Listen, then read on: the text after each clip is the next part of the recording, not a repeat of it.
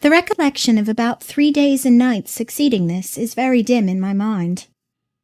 I can recall some sensations felt in that interval, but few thoughts framed, and no actions performed. I knew I was in a small room, and in a narrow bed. To that bed I seemed to have grown. I lay on it motionless as a stone, and to have torn me from it would have been almost to kill me. I took no note of the lapse of time, of the change from morning to noon, from noon to evening. I observed when anyone entered or left the apartment. I could even tell who they were. I could understand what was said when the speaker stood near to me, but I could not answer. To open my lips or move my limbs was equally impossible. Hannah, the servant, was my most frequent visitor.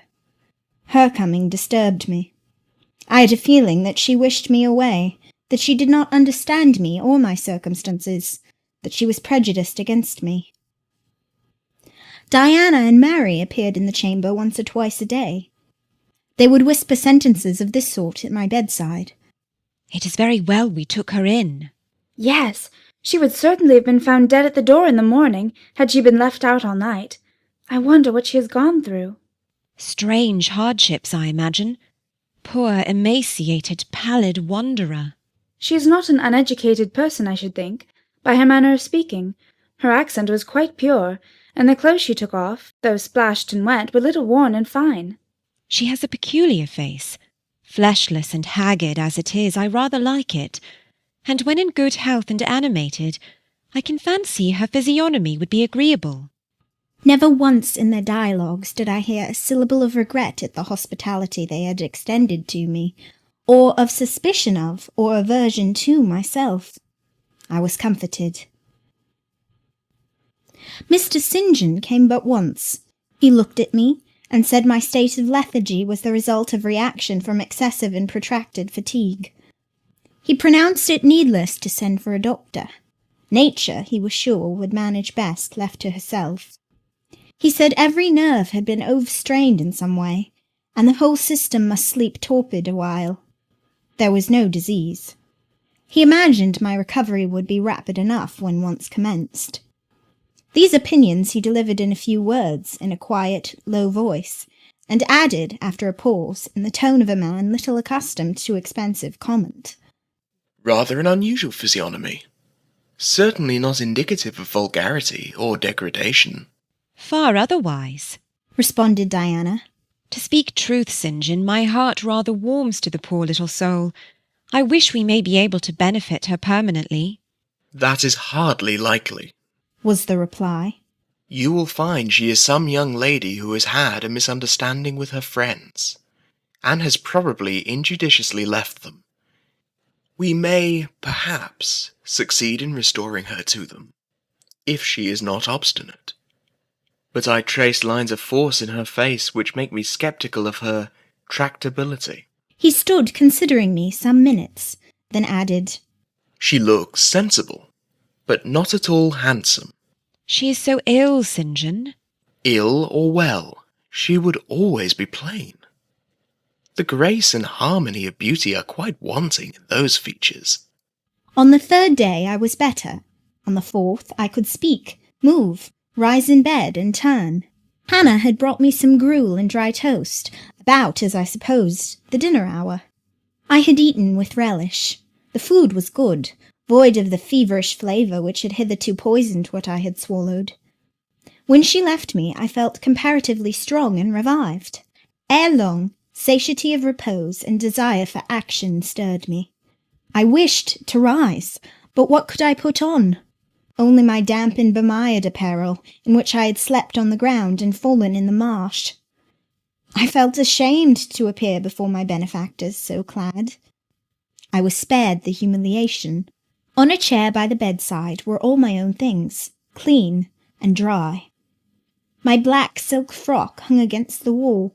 The traces of the bog were removed from it, the creases left by the wet smoothed out. It was quite decent. My very shoes and stockings were purified and rendered presentable. There were the means of washing in the room, and a comb and a brush to smooth my hair. After a weary process, and resting every 5 minutes, I succeeded in dressing myself. My clothes hung loose on me, for I was much wasted, but I covered deficiencies with a shawl, and once more clean and respectable looking. No speck of the dirt, no trace of the disorder I so hated, and which seemed to degrade me, left. I crept down a stone staircase with the aid of the banisters to a narrow, low passage, and found my way presently to the kitchen. It was full of the fragrance of new bread and the warmth of a generous fire. Hannah was baking. Prejudices, it is well known, are most difficult to eradicate from the heart whose soil has never been loosened or fertilized by education. They grow there, firm as weeds among stones. Hannah had been cold and stiff indeed at the first. Latterly she had begun to relent a little, and when she saw me come in tidy and well dressed, she even smiled. "What, you have got up?" she said. "You are better then. You may sit down on my chair on the hearthstone if you will." She pointed to the rocking chair. I took it. She bustled about, examining me every now and then with the corner of her eye. Turning to me, as she took some loaves from the oven, she asked bluntly, "Did you ever go a-begging afore you came here?" I was indignant for a moment, but remembering that anger was out of the question, and that I had indeed appeared as a beggar to her, I answered quietly, but still not without a certain marked firmness. "You are mistaken in supposing me a beggar. I am no beggar, any more than yourself or your young ladies." After a pause, she said, "I dinnot understand that. You've like no house nor no brass, I guess." "The want of house, or brass, by which I suppose you mean money, does not make a beggar in your sense of the word." "Are you book-learned?" she inquired presently. "Yes, very." "But you've never been to a boarding school?" "I was at a boarding school 8 years." She opened her eyes wide. "Whatever cannot ye keep yourself for, then?" "I have kept myself, and I trust shall keep myself again." "What are you going to do with these gooseberries?" I inquired, as she brought out a basket of the fruit. "Make 'em into pies." "Give them to me, and I'll pick them." "Nay, I dinna want you to do naught." "But I must do something. Let me have them." She consented, and she even brought me a clean towel to spread over my dress. "Lest," As she said, "I should mucky it. Ye've not been used to servants' work, I see by your hands. she remarked. Happen ye've been a dressmaker?" "No, you are wrong. And now never mind what I have been. Don't trouble your head further about me, but tell me the name of the house where we are." "Some calls it Marsh End, and some calls it Moor House." "And the gentleman who lives here is called Mr. St. John." "Nay, he doesn't live here. He's only staying a while. While he is at home, he is in his own parish at Morton." "That village a few miles off." "Aye, "And what is he?" he is a parson." I remembered the answer of the old housekeeper at the parsonage when I had asked to see the clergyman. This then was his father's residence? "Aye, old Mr. Rivers lived here, and his father, and grandfather, and Great. grandfather afore him." The name then of that gentleman is Mr. St. John Rivers. "Aye, St. John is his christened name." And his sisters are called Diana and Mary Rivers. "Yes, Their father is dead. dead 3 weeks in of a stroke. They have no mother? The mistress has been dead this many a year." Have you lived with the family long? "I've lived here 30 year. I nursed them all 3. That proves you must have been an honest and faithful servant. I will say so much for you, though you have had the incivility to call me a beggar." She again regarded me with a surprised stare. "I believe," She said, "I was quite mistaken in my thoughts of you, but there is so many cheats goes about, you mun forgive me." "And though," I continued rather severely, "you wished to turn me from the door on a night when you should not have shut out a dog." "Well, it was hard, but what can a body do? I thought more of the childer nor myself, poor things. They've like nobody to take care of 'em but me. I'm like to look sharpish." I maintained a grave silence for some minutes. "You munna think too hardly of me." She again remarked. "But I do think hardly of you," I said. "And I'll tell you why. Not so much because you refused to give me shelter, or regarded me as an impostor, as because you just now made it a species of reproach that I had no brass and no house. Some of the best people that ever lived have been as destitute as I am, and if you are a Christian, you ought not to consider poverty a crime. No more I ought, said she. Mr. St. John tells me so too, and I see I were wrong, but I've a clear different notion on you now to what I had. You look a right down decent little crater. That will do. I forgive you now. Shake hands. She put her flowery and horny hand into mine. Another and heartier smile illumined her rough face, and from that moment we were friends. Hannah was evidently fond of talking. While I picked the fruit and she made the paste for the pies, she proceeded to give me sundry details about her deceased master and mistress, and the childer, as she called the young people. Old Mr. Rivers, she said, was a plain man enough, but a gentleman, and of as ancient a family as could be found. Marsh End had belonged to the Rivers ever since it was a house, and it was, she affirmed, aboon 200 year old, for all it looked but a small humble place, not to compare with Mr. Oliver's grand old down in Morton Vale. But she could remember Bill Oliver's father a journeyman needle-maker, and the Rivers wore gentry in the old days o' the Henrys, as anybody might see by looking into the registers in Morton Church vestry. Still, she allowed, the old master was like other folk, not mitch out of the common way, stark mad o' shooting and farming and such like. The mistress was different. She was a great reader, and studied a deal, and the bairns had taken after her. There was nothing like them in these parts, nor ever had been.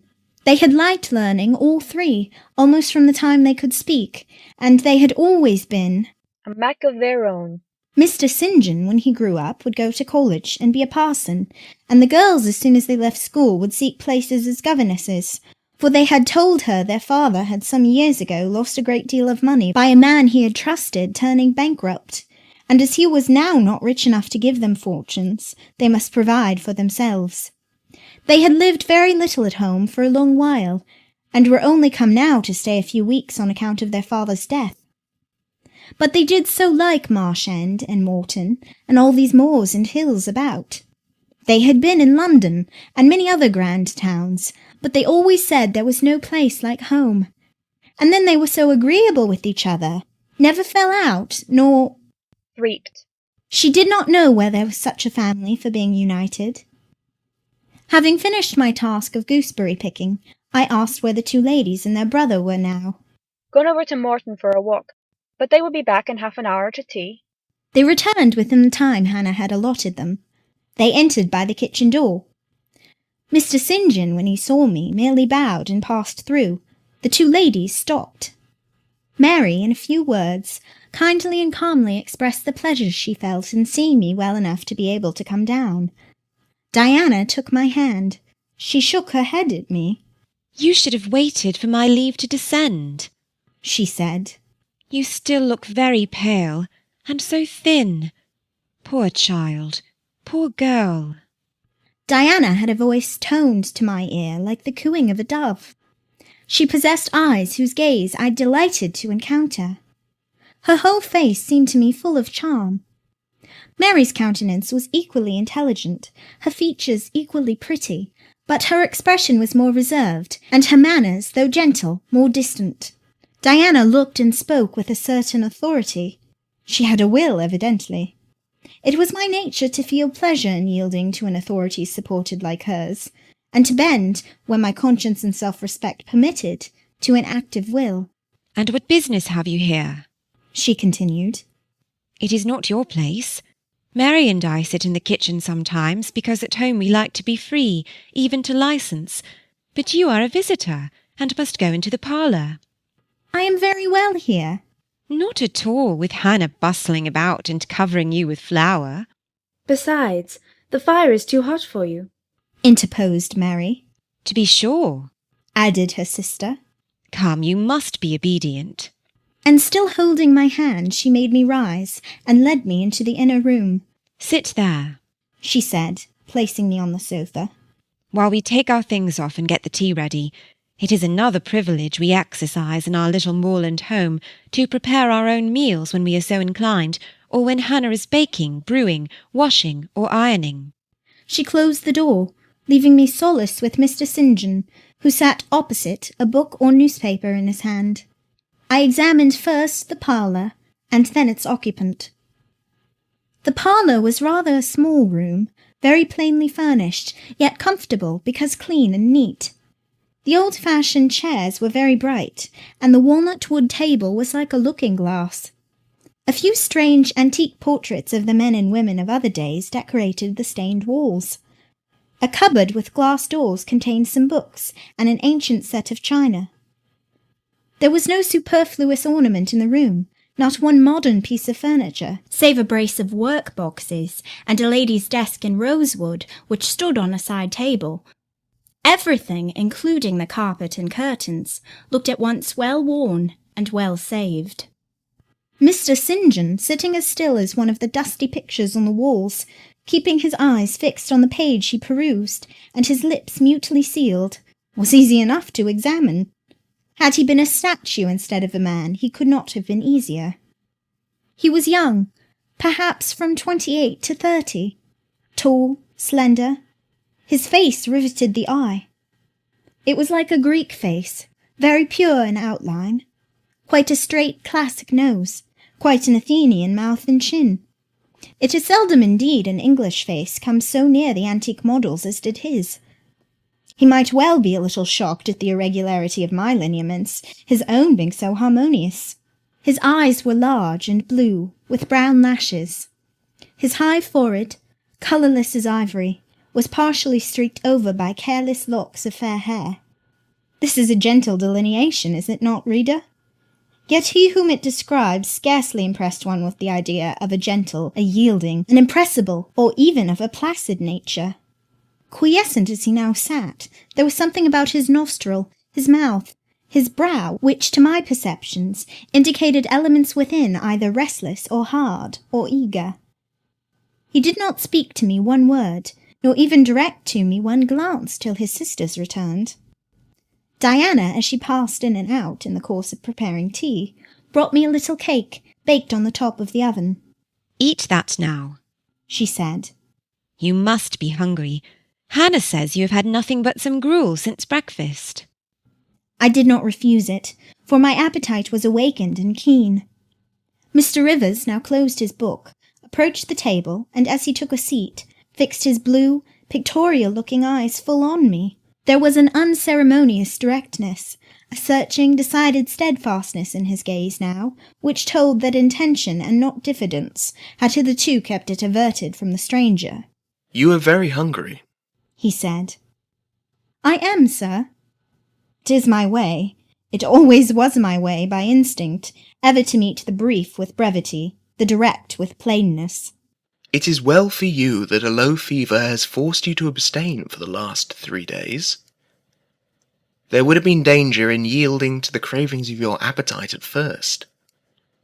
Now you may eat, though still not immoderately." "I trust I shall not eat long at your expense, sir," was my very clumsily contrived, unpolished answer. "No," he said coolly. "When you have indicated to us the residence of your friends, we can write to them, and you may be restored to home." That, I must plainly tell you, is out of my power to do, being absolutely without home and friends. The three looked at me, but not distrustfully. I felt there was no suspicion in their glances. There was more of curiosity. I speak particularly of the young ladies.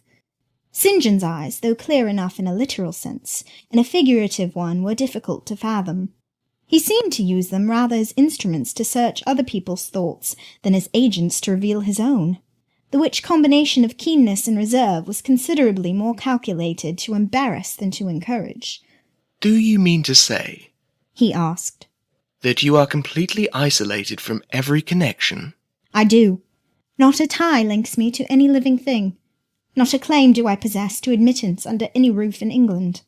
"A most singular position at your age." Here I saw his glance directed to my hands, which were folded on the table before me. I wondered what he sought there.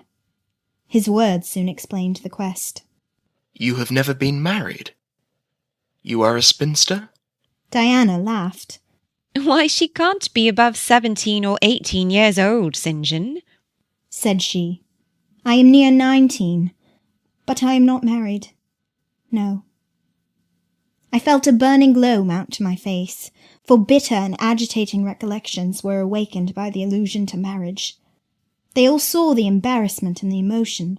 Diana and Mary relieved me by turning their eyes elsewhere than to my crimsoned visage, but the colder and sterner brother continued to gaze, till the trouble he had excited forced out tears as well as colour. "Where did you last reside?" he now asked.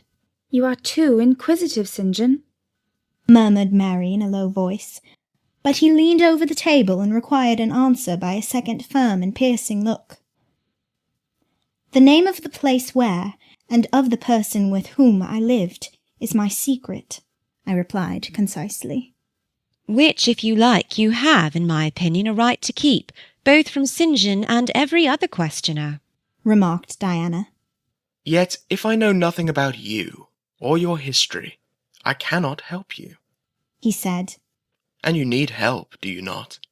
"I need it, and I seek it so far, sir, that some true philanthropist will put me in the way of getting work which I can do, and the remuneration for which will keep me, if but in the barest necessaries of life." "I know not whether I am a true philanthropist, yet I am willing to aid you to the utmost of my power in a purpose so honest. First, then tell me what you have been accustomed to do, and what you can do." I had now swallowed my tea. I was mightily refreshed by the beverage, as so much so as a giant with wine. It gave new tone to my unstrung nerves, and enabled me to address this penetrating young judge steadily.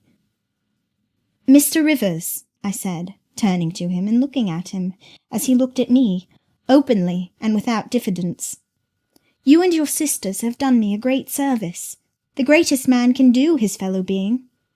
You have rescued me by your noble hospitality from death.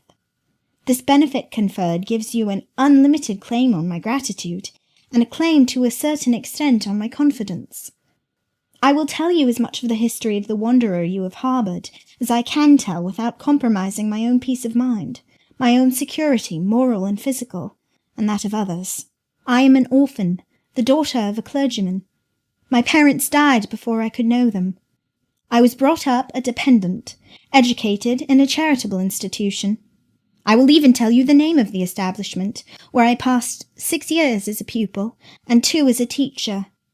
Lowood Orphan Asylum, Shire. You will have heard of it, Mr. Rivers. The Reverend Robert Brocklehurst is the treasurer." "I have heard of Mr. Brocklehurst, and I have seen the school." "I left Lowood nearly a year since to become a private governess. I obtained a good situation, and was happy. This place I was obliged to leave 4 days before I came here.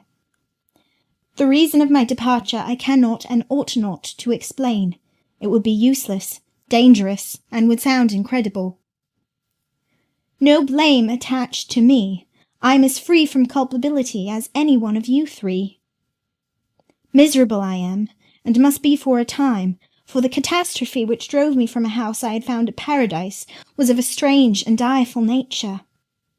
I observed but 2 points in planning my departure: speed, secrecy. To secure these, I had to leave behind me everything I possessed except a small parcel, which, in my hurry and trouble of mind, I forgot to take out of the coach that brought me to Whitcross. To this neighbourhood, then, I came, quite destitute. I slept 2 nights in the open air, and wandered about 2 days without crossing a threshold. But twice in that space of time did I taste food, and it was when brought by hunger, exhaustion, and despair almost to the last gasp, that you, Mr. Rivers, forbade me to perish of want at your door, and took me under the shelter of your roof. I know all your sisters have done for me since, for I have not been insensible during my seeming torpor, and I owe to their spontaneous, genuine, genial compassion as large a debt as to your evangelical charity." "Don't make her talk any more now, St. John," said Diana, as I paused. "She is evidently not yet fit for excitement. Come to the sofa and sit down now, Miss Elliot." I gave an involuntary half-start at hearing the alias. I had forgotten my new name. Mr. Rivers, whom nothing seemed to escape, noticed it at once. "You said your name was Jane Elliot." he observed. I did say so, and it is the name by which I think it expedient to be called at present. But it is not my real name, and when I hear it, it sounds strange to me. Your real name you will not give? No, I fear discovery above all things, and whatever disclosure would lead to it, I avoid. You are quite right, I am sure, said Diana. Now do, brother, let her be at peace a while. But when St. John had mused a few moments, he recommenced, as imperturbably and with as much acumen as ever. You would not like to be long dependent on our hospitality. You would wish, I see, to dispense as soon as may be with my sister's compassion, and above all, with my charity. I am quite sensible of the distinction drawn, nor do I resent it. It is just. You desire to be independent of us. I do. I have already said so. Show me how to work or how to seek work. That is all I now ask. Then let me go if it be but to the meanest cottage.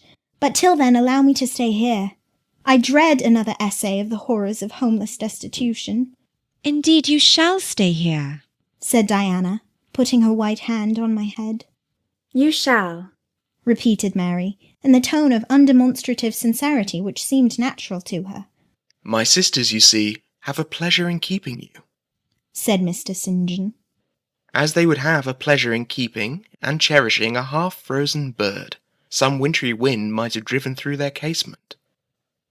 I feel more inclination to put you in the way of keeping yourself, and shall endeavour to do so. But observe, my sphere is narrow. I am but the incumbent of a poor country parish. My aid must be of the humblest sort. And if you are inclined to despise the day of small things, seek some more efficient succour than such as I can offer. She has already said that she is willing to do anything honest she can do, answered Diana for me. And you know, St. John, she has no choice of helpers. She is forced to put up with such crusty people as you. I will be a dressmaker. I will be a plain workwoman. I will be a servant, a nurse-girl, if I can be no better, I answered. Right, said Mr. St. John, quite coolly. If such is your spirit, I promise to aid you, in my own time and way. He now resumed the book with which he had been occupied before tea. I soon withdrew, for I had talked as much and sat up as long as my present strength would permit.